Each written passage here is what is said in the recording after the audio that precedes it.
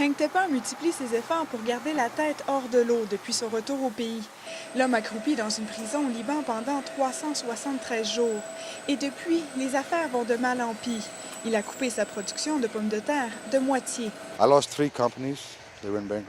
J'ai perdu 3 compagnies pendant la faillite, explique Hank Tepper. L'homme a aussi vendu une partie de sa terre, 3 fermes et de l'équipement.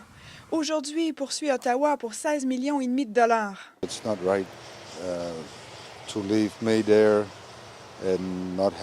Ce n'est pas juste de m'avoir laissé là et de ne pas m'avoir aidé. Je suis un citoyen canadien, martèle le producteur de pommes de terre. Il accuse le gouvernement fédéral de ne pas avoir entrepris les mesures nécessaires pour le faire libérer. Il blâme aussi la GRC d'avoir fourni de fausses informations à l'Algérie. Hank Tepper garde de très mauvais souvenirs de sa détention au Liban. Je fais beaucoup de cauchemars. Mon sommeil n'est pas ce qu'il devrait être, souligne l'homme. Il veut aussi être compensé pour les séquelles psychologiques et émotionnelles dont il se dit victime.